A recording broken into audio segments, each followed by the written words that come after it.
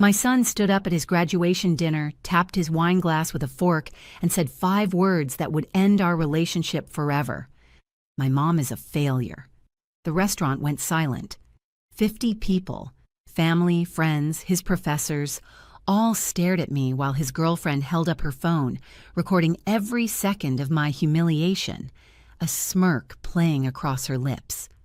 My name is Patricia Hayes, and this is the story of how one sentence destroyed my son's future and taught me that sometimes the cruelest lessons come from the children we sacrifice everything for. Before I tell you what happened next, let me know where you're watching from. Drop your city or state in the comments. I'd love to know this story is reaching people who understand what it means to give everything to your children, only to have them throw it back in your face. It started 23 years ago when my husband left. Daniel was only 2 years old, sleeping in his crib when Robert packed his bags and walked out without a backward glance. No explanation, no apology, just gone. The divorce papers came 3 weeks later along with a check that barely covered half a month's rent. I was a 28-year-old woman with a business degree I'd never used, a toddler who needed me, and exactly $417 in my checking account. My parents were gone. Robert's family blamed me for the divorce, and I had no siblings to turn to. It was just Daniel and me against the world. I took a job as an administrative assistant at a medical supply company. The pay was terrible, but they offered health insurance and flexible hours when Daniel got sick. I worked there for 18 years, watching younger employees with fewer qualifications get promoted over me because I couldn't work late or travel for conferences. Every time a promotion passed me by, I thought about Daniel's future and told myself it was worth it. Our apartment was a 1-bedroom walk-up in a neighborhood where sirens sang lullabies every night. I gave Daniel the bedroom and slept on a pull-out couch that never quite pulled out right. The springs dug into my back, but I told myself it was temporary. Everything was temporary until Daniel could have a better life. I packed his lunches every morning, helped with homework every night, and worked weekends doing medical billing from home to save for his college fund. While other mothers went to book clubs or girls' nights out, I sat at our kitchen table, entering insurance codes until my eyes burned and my fingers cramped. Daniel was brilliant. His teachers said so at every conference. He tested into the gifted program in 3rd grade, made honor roll every semester, and got a full scholarship to the state university for his undergraduate degree. I was so proud I could barely breathe. But undergraduate wasn't enough. Daniel wanted his MBA, wanted to go to one of the top programs in the country. The scholarship covered some of it, but not all. He needed $50,000 for 2 years. I took out loans. I cashed in my retirement. I sold my car and took the bus to work for 2 years. I picked up a second job cleaning offices at night. My body ached constantly. My hands developed arthritis from years of typing and scrubbing. But every time I transferred money into Daniel's account, I felt like I was winning. I was giving my son the opportunities I never had. He met Brittany during his first semester of the MBA program. She came from money, the kind of family that had a summer house and winter house, and probably a few others scattered around for good measure. Her father owned a chain of luxury car dealerships, and she'd never worked a day in her life. She didn't need to. Her trust fund paid her more in interest each month than I made in 6. The first time Daniel brought her home, Brittany looked at our apartment the way you'd look at a museum exhibit of primitive living conditions. She didn't say anything rude, but her eyes said everything. She touched nothing, sat on the edge of our worn couch like she might catch poverty, and left after exactly 23 minutes. After that visit, Daniel started making excuses why I couldn't meet him at his apartment. We'd meet at coffee shops instead, always places near my work, never near his school. He stopped calling me Mom when his classmates were around. I became Patricia if he introduced me at all. I told myself he was just trying to fit in with a different crowd, that it was normal for young men to be embarrassed by their working-class roots. I remembered being 24 and wanting to be anyone other than who I was. I gave him grace I probably shouldn't have. The graduation dinner was Brittany's idea. She insisted on throwing it at Giovanni's, an Italian restaurant downtown, where the cheapest entree cost $42. I'd looked at the menu online and felt sick. My budget for meals out was usually around $12, and that was on special occasions. "Don't worry about the cost," Daniel had said on the phone. "Brittany's parents are covering most of it. We just need you to chip in $300 for your portion." $300. I'd been working 60-hour weeks between my two jobs for months, and my bank account showed it. But this was Daniel's graduation from his MBA program, the achievement I'd sacrificed everything for. I took an extra shift, skipped buying groceries for a week, and scraped together the money. I arrived at Giovanni's 15 minutes early, wearing the one good dress I owned. I'd bought it 7 years ago for a wedding and had worn it to every important event since. It was navy blue, modest, and starting to show its age at the seams. I'd paired it with shoes that pinched my feet but looked professional. The private dining room was decorated with balloons in the school colors. 50 people milled around, drinking wine and eating appetizers that probably cost more than my monthly electric bill. Brittany's parents held court at one end of the room, her father's booming laugh filling the space. Daniel stood with a group of his classmates, all of them in expensive suits, all of them looking like they'd never worried about money a day in their lives. When Daniel saw me, something flickered across his face. Not happiness, not pride. It looked almost like shame, and that hurt more than I wanted to admit. "Mom," he said, walking over. Not Patricia this time, but the tone was cold. "You made it." "Of course I made it, sweetheart. I wouldn't miss this for anything." I reached up to hug him, but he gave me an awkward side hug, already pulling away before I could hold him properly. Brittany appeared at his side, her arms snaking around his waist. "Patricia, so glad you could come." Her smile was all teeth, no warmth. "Love your dress. Is it vintage?" It was 7 years old, so I supposed it was. "Thank you," I said, refusing to be embarrassed. The dinner started well enough. I found my seat at a table near the back, surrounded by Daniel's classmates and their parents. They talked about vacation homes and stock portfolios, while I cut my chicken into tiny pieces and tried to make it last. The food was good, probably the best meal I'd had in years, but it tasted like dust in my mouth. Then came the speeches. Brittany's father went first, talking about leadership and legacy and all the things wealthy men say when they've never struggled for anything. Then Brittany stood up, giving a toast about Daniel's brilliance and their future together. She mentioned their plans to move to New York, to work for her father's company, to build an empire. I waited for Daniel to mention me, to acknowledge that I was the reason he could afford this degree, that I'd worked myself to exhaustion so he could sit in this room wearing a suit that cost more than my monthly rent. Instead, he stood up, clinked his glass, and smiled at the room. "I want to thank everyone for being here tonight," he began. "Getting my MBA was the hardest thing I've ever done, and I couldn't have done it without support from the people who believed in me." He thanked his professors. He thanked Brittany's parents for showing him what success looks like. He thanked Brittany for standing by him. Then he looked at me. The room was silent, everyone's attention on Daniel. I sat up straighter, foolishly hoping for a moment of recognition, of gratitude. "I also want to address something," Daniel continued, and his voice had changed. It was harder now, with an edge I'd never heard before. "There's been a lot of talk about sacrifice and hard work, and I think it's important to be honest about something." My heart started pounding. Something was wrong. I could feel it in the sudden stillness of the room, in the way Brittany was watching me with that smirk. "My mom is a failure," Daniel said clearly, his voice carrying to every corner of the room. "She spent her whole life making excuses for why she never achieved anything, blaming my father for leaving, blaming her circumstances, never taking responsibility for her own choices." The words hit me like physical blows. Around the room, people froze, forks halfway to their mouths, wine glasses suspended in air. "Stop clapping for her," Daniel continued, even though no one had been clapping. "Stop pretending like working menial jobs is some kind of virtue. The truth is, she had opportunities and wasted them. She had a business degree and never used it.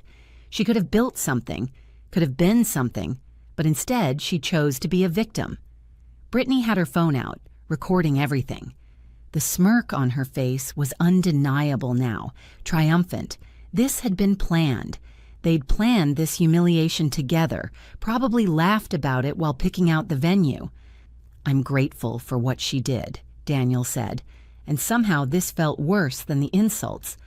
But let's be clear, I succeeded despite her, not because of her. I'm standing here today because I refuse to accept mediocrity, because Brittany and her family showed me what ambition looks like. He raised his glass. So here's to success, real success, and to leaving behind the mentality of victimhood and poverty. People didn't know whether to drink or protest. A few glasses rose hesitantly. Most people just stared at me, waiting to see what I would do. I stood up. My legs shook, but I stood up. Every eye in that room was on me, watching the failure, the woman who'd wasted her life, the victim who couldn't take responsibility. I looked at my son, this stranger wearing Daniel's face, and I saw the truth. He was embarrassed by me, ashamed of where he came from. Brittany and her family had spent 2 years teaching him that people like me were beneath him, and he'd learned the lesson well. "Excuse me," I said quietly and walked out. No dramatic exit, no tearful scene. I just left. I sat in my car in the parking lot for 20 minutes, hands gripping the steering wheel, trying to breathe. The arthritis in my fingers made them ache, a reminder of all those nights cleaning offices, all those hours at the keyboard. For this, I destroyed my body for this moment. My phone buzzed, a text from Daniel. "Mom, you're being dramatic. Come back inside." I drove home and cried for the first time since Robert left. I'd told myself I was strong, that sacrifices were worth it, that love meant putting your child first no matter what. But what do you do when your child doesn't love you back? When they see your sacrifices as failures and your love as weakness? The week passed in a blur. I went to work, came home, stared at the walls of my apartment. I didn't hear from Daniel until exactly 7 days after the dinner. He called on a Wednesday afternoon. I was at my night job, scrubbing toilets in an office building, when my phone rang. "Hey, Mom." His voice was casual, like nothing had happened. "How are you?" How was I? I was broken, humiliated, destroyed. "I'm fine," I said. Good, good. Listen, I need to talk to you about something." I stopped scrubbing and sat down on the edge of a desk. My knees hurt. Everything hurt. "What is it, Daniel?" "So, Brittany and I have been talking, and we've decided to move up the wedding. We want to do it this summer instead of next year." He hadn't even apologized for the dinner, hadn't acknowledged what he'd said or how he'd humiliated me in front of 50 people. He'd moved on like it never happened. "We're looking at venues, and obviously weddings are expensive. Brittany's parents are covering most of it, but there are some additional costs. I was hoping you could help out." I almost laughed. Almost. Help out? Yeah, contribute to the wedding fund. I was thinking maybe $15,000. I know that's a lot, but you could take out another loan or something. You've still got some equity in the retirement accounts you haven't touched, right? $15,000. He wanted $15,000 from the woman he'd called a failure a week ago, from the mother he'd publicly shamed while his girlfriend recorded it. "Daniel," I said slowly, "where would I get $15,000? "I don't know, Mom. Figure it out. You always do. Take out a loan, ask the bank, refinance something. That's what you're good at, right? Making sacrifices?" The sarcasm in his voice was unmistakable. Something inside me broke. Or maybe it finally healed. I looked around the office where I was cleaning, at the gleaming desk where some executive would sit tomorrow, making in an hour what took me a week to earn. I thought about my apartment, my aching body, my empty retirement account. I thought about the little boy I'd rocked to sleep every night, the child I'd promised to protect and provide for, and I realized he was gone. The man on the phone wasn't my son anymore. He was someone else, someone Brittany and her family had created. Someone who saw love as weakness and sacrifice as failure. No, I said. What?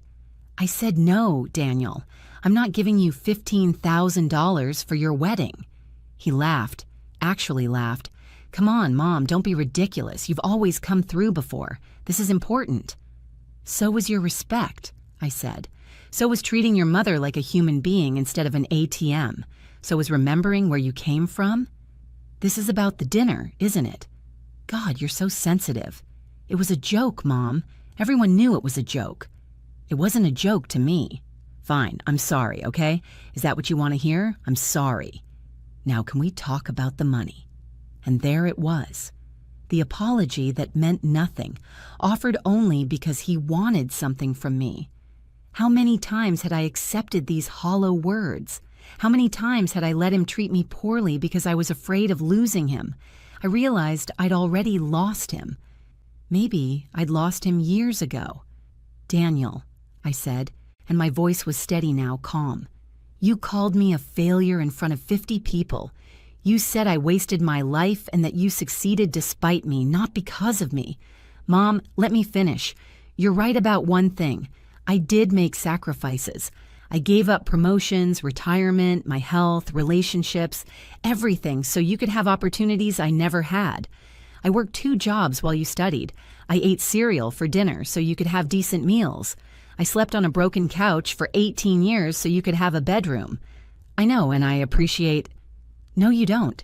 If you appreciated it, you wouldn't have humiliated me. You wouldn't have let your girlfriend record it. You wouldn't be calling me a week later asking for more money without a real apology. The silence on the other end of the phone stretched out. I could hear him breathing, could imagine him getting angry, preparing his counter-argument. Here's what I'm going to say to you, Daniel, and this is the only time I'm going to say it. You're right. I am a failure. I failed to teach you gratitude. I failed to teach you kindness. I failed to show you that a person's worth isn't measured by their bank account or their job title. I failed to make you understand that the woman who sacrificed everything for you deserved your respect, even if she didn't deserve your admiration. That's not fair. I'm not finished. You want $15,000 for a wedding to a woman who helped you mock your own mother? Here's my answer. No, not $15,000, not $1,500, not 15 cents. You're an MBA graduate now. You're brilliant. You're ambitious. You figured out how to get everything else you wanted. Figure this out too. You're being petty. No, Daniel, I'm being done. Done sacrificing for someone who sees sacrifices as weakness. Done funding a lifestyle for someone who's ashamed of me. Done being your ATM and your punching bag and your example of what not to become. So that's it? You're cutting me off over one mistake? One mistake? I felt something like laughter building in my chest, but it came out as something harder. Daniel, you've been cutting me out for 2 years. I'm just finally accepting it. If you're watching this, and you've ever been taken for granted by someone you loved, someone you sacrificed for, hit that subscribe button. Because sometimes the hardest stories to tell are the ones where we have to choose ourselves, and I want you to hear how this ends. Fine, Daniel said, and his voice was cold now, all pretense of warmth gone. Fine, don't help with the wedding. Don't be part of my life. See if I care. I hope you have a beautiful wedding, Daniel. I hope you and Brittany are very happy together. I hope you build that empire you're planning. But you'll do it without my money, without my sacrifices, and without my presence. You'll regret this. No, I said, and I meant it. I don't think I will. I hung up. For the first time in 23 years, I hung up on my son. My hands were shaking, but not from fear, from relief, from the sudden lightness of putting down a burden I'd carried for so long, I'd forgotten what it felt like to stand up straight. I finished cleaning that office building. I went home to my apartment. I looked at the pull-out couch that had destroyed my back, at the kitchen table where I'd worked those endless nights, at the walls of the life I'd built around my son's needs, and I decided something that night. I decided I was done living for someone who didn't respect me. The next morning, I went to work at the medical supply company and asked for a meeting with the HR director. I'd been there 18 years, always passed over for promotions because I couldn't work late or travel. But my son was graduated now. My sacrifices were finished. I want to be considered for management positions, I told her. I know I haven't pursued them before, but my circumstances have changed. She looked surprised but nodded. We have a logistics manager position opening next month. It would mean evening meetings sometimes and occasional travel. I can do that now. 2 weeks later, I interviewed for the position. 3 weeks after that, I got it. $20,000 more a year, better benefits, actual vacation time. It wasn't a fortune, but it was mine, earned for me, not to be immediately handed over to someone else. I sold everything in my apartment that reminded me of those sacrifice years. The pull-out couch went first. I bought a real bed, a good one, and slept through the night for the first time in years. I quit my night cleaning job. My body thanked me for it. I didn't hear from Daniel for 3 months. No calls, no texts, nothing. I thought about reaching out 100 times, thought about apologizing, thought about being the bigger person and making peace. But every time I started to dial his number, I remembered his voice calling me a failure. Remembered Brittany's smirk, remembered the way 50 people stared at me with pity. I deserved better than that, even from my own son, especially from my own son. Then one day, my phone rang. It was a number I didn't recognize. Hello? Patricia Hayes? A woman's voice, professional. Yes? This is Jennifer Morrison from Hartwell and Associates. I'm calling regarding a matter concerning your son, Daniel Hayes. My heart dropped. Is he okay? Is he hurt? He's fine physically, but I'm his attorney and I'm calling because he's filed a lawsuit against you for what he's calling educational fund fraud and emotional manipulation. I sat down. What? Mr. Hayes claims that you manipulated him into believing you sacrificed for his education when you were actually obligated to provide for him as his parent. He's seeking repayment for what he calls emotional damages, stemming from years of guilt-based manipulation. He's asking for $150,000. My son was suing me for raising him, for paying for his education, for loving him. Ms. Hayes, are you still there? Yes, I said. I'm here. Mr. Hayes has also filed for a restraining order, claiming you've been harassing him and his fiancée. He says you've been calling repeatedly, showing up uninvited and making threats. That's not true. I haven't contacted him once since our last conversation 3 months ago. I'm just informing you of the claims. You'll need to respond to the lawsuit within 30 days, and there's a hearing for the restraining order next week. I'd recommend you get an attorney. An attorney? With what money? I'd spent everything on Daniel's education and had just started rebuilding. I understand, I said, and hung up. I sat in my new apartment. I'd moved to a better place with my raise, and I felt something I hadn't felt during the dinner humiliation or the phone call about the wedding. I felt rage. Pure, clean, clarifying rage. My son wasn't just ungrateful. He wasn't just cruel.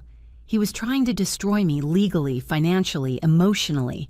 He was trying to rewrite history, to make himself the victim and me the villain.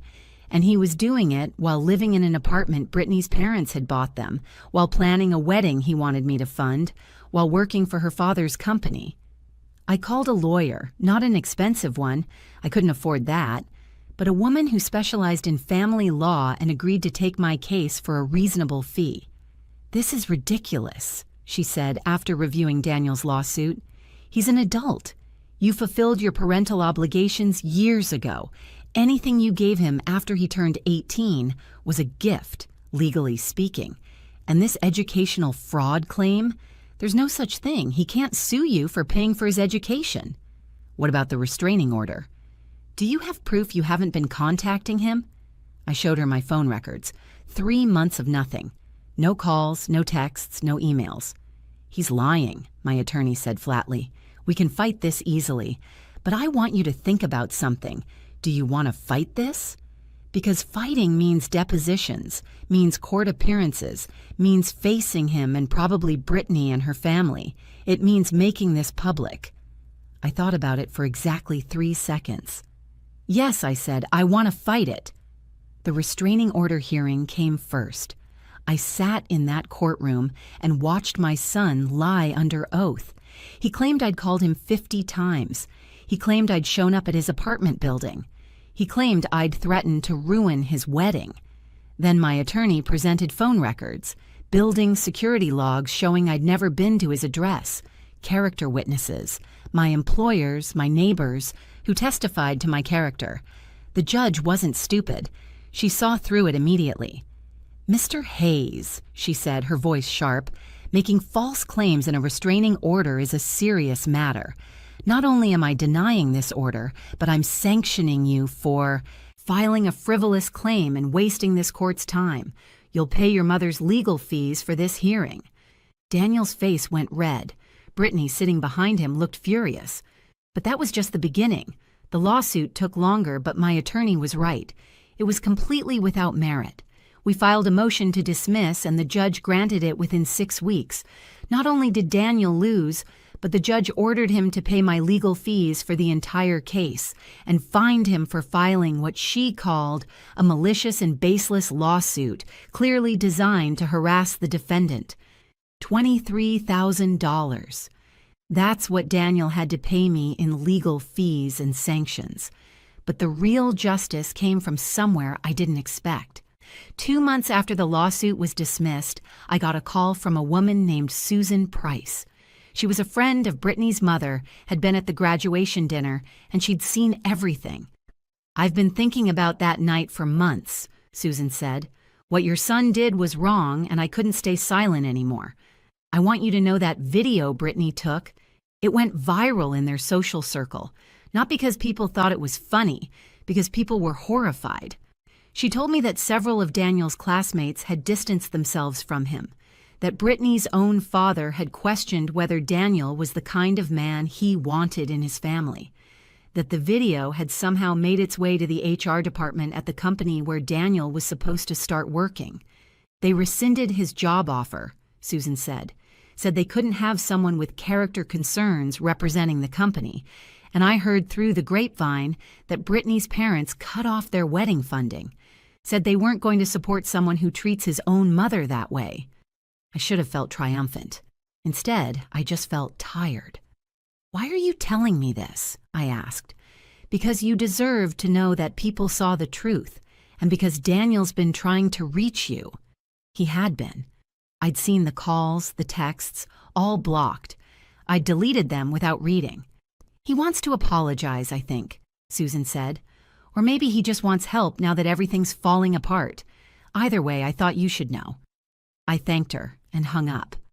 3 days later, Daniel showed up at my apartment. I don't know how he got my new address, probably from some official court document. He knocked on my door at 7 in the evening, and when I looked through the peephole, I almost didn't recognize him. He looked smaller somehow, tired. The expensive suit was gone, replaced with jeans and a regular shirt. The confidence that had radiated off him at that graduation dinner had vanished. I opened the door but didn't invite him in. "Mom," he said, and his voice cracked. "Please, I need to talk to you." "About what?" "About everything. About how sorry I am. About how wrong I was." He was crying now, tears streaming down his face. "Brittany left me. Her family won't return my calls. I lost the job. The wedding's canceled. Everything's falling apart, and I know it's my fault, and I need my mom." I looked at him. This man who'd called me a failure, who'd sued me, who'd tried to destroy me, and now needed me to save him again. I felt something I didn't expect. Not satisfaction at his downfall, not anger anymore. Just a profound sadness for both of us, for the relationship we could have had if he'd learned different lessons, if he'd valued different things. "Daniel," I said quietly, "do you remember what you said to me at that dinner?" I was wrong. I know I was wrong. I was trying to impress Brittany's family, trying to be someone I'm not. "I'm sorry, Mom. I'm so sorry." And the lawsuit? The lies about me harassing you? He flinched. Brittany's idea. She said if I sued you, if I got money from you, her parents would respect me more. She said it showed I was tough, that I didn't let people take advantage of me. I know now how insane that sounds. You tried to destroy me, I said. Not just hurt me, destroy me. In court, legally, financially. I know. He was sobbing now, this grown man with an MBA, this person I'd raised. I know, and I hate myself for it. Please, Mom, please forgive me. I have nowhere else to go. Brittany kicked me out of the apartment. Her family blacklisted me in their business circles. I can't find work. I'm staying at a motel, and I can't even afford that for much longer. Part of me, the part that had rocked him to sleep as a baby, that had sacrificed everything, wanted to pull him inside, fix this, make it better. That's what mothers do. That's what I'd always done. But I thought about the pull-out couch, the arthritis in my hands, the years of my life I'd given to someone who'd thrown it back in my face. I thought about the woman I'd been before I finally chose myself. I forgive you, Daniel, I said, and I meant it. Holding on to anger would only hurt me. But forgiveness doesn't mean reconciliation. It doesn't mean I'm going to save you from the consequences of your choices. What am I supposed to do? The same thing I did when your father left and I had a 2-year-old and $400 to my name. Figure it out. You have your education, your intelligence, your youth. You have everything I gave you plus everything you claim to have earned yourself. So earn it. Mom, please. I spent 23 years teaching you the wrong lessons. I taught you that sacrifices have no cost, that mothers are endless wells you can draw from forever, that people who love you will always be there no matter how you treat them. I was wrong. So now I'm teaching you the last lesson I have. Actions have consequences, and sometimes the people you hurt can't or won't save you from yourself. I stepped back and started to close the door. I love you, I said. I'll always love you, but I'm done sacrificing for someone who doesn't value the sacrifice. Goodbye, Daniel. I closed the door. He stood outside for 20 minutes, knocking, pleading, crying. Eventually, he left. I haven't heard from him since.